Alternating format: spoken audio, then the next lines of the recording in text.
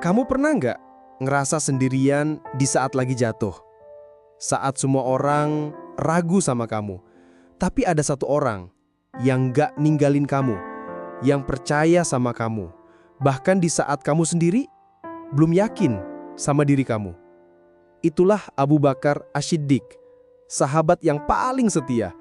Sahabat yang percaya penuh sama Rasulullah, bahkan saat dunia menolaknya.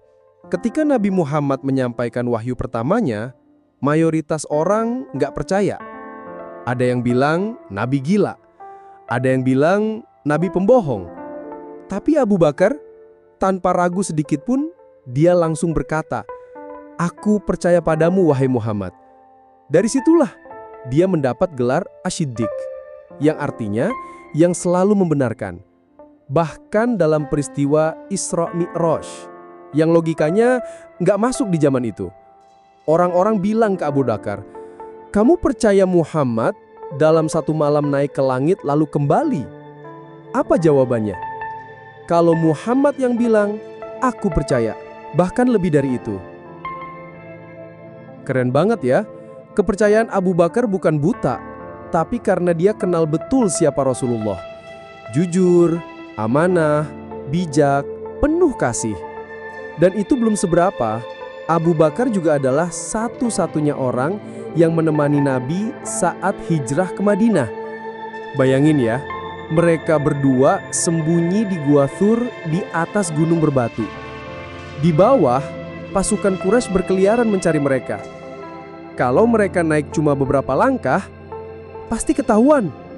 Abu Bakar gemetar, bukan karena takut untuk dirinya, tapi karena takut kalau musuh menyakiti Nabi. Dia bilang, "Wahai Rasulullah, kalau mereka menundukkan kepala sedikit saja, mereka pasti melihat kita." Apa kata Rasulullah? "La tahzan, innallaha ma'ana."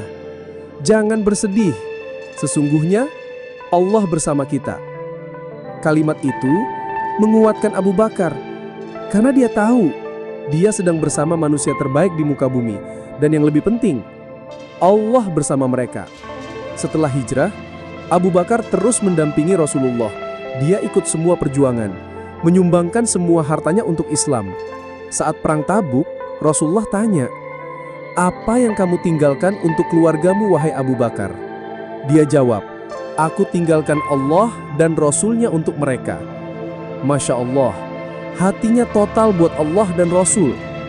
Sampai akhirnya, ketika Rasulullah wafat, semua orang syok. Umar bin Khattab bahkan sempat mengangkat pedang, gak percaya Nabi telah tiada. Tapi Abu Bakar yang maju dan mengatakan dengan tenang namun tegas, "Barang siapa yang menyembah Muhammad, maka ketahuilah Muhammad telah wafat. Tapi barang siapa menyembah Allah, maka Allah maha hidup dan tidak akan mati." Lalu ia membaca ayat ini, "Muhammad itu tidak lain hanyalah seorang Rasul. Sungguh telah berlalu sebelumnya beberapa Rasul. Apakah jika dia wafat atau dibunuh, kamu berbalik ke belakang?" Setelah itu, semua orang tenang.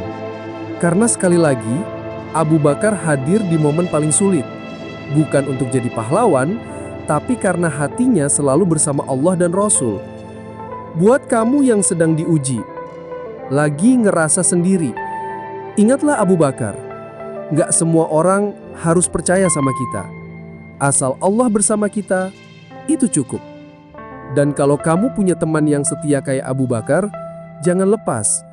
Karena sahabat sejati itu bukan yang cuma ada saat senang, tapi yang berdiri paling dekat saat semua orang pergi.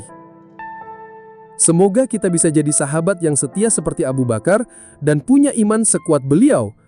Kalau kamu suka kisah seperti ini, jangan lupa like, subscribe, dan share biar makin banyak yang kenal sahabat Rasulullah.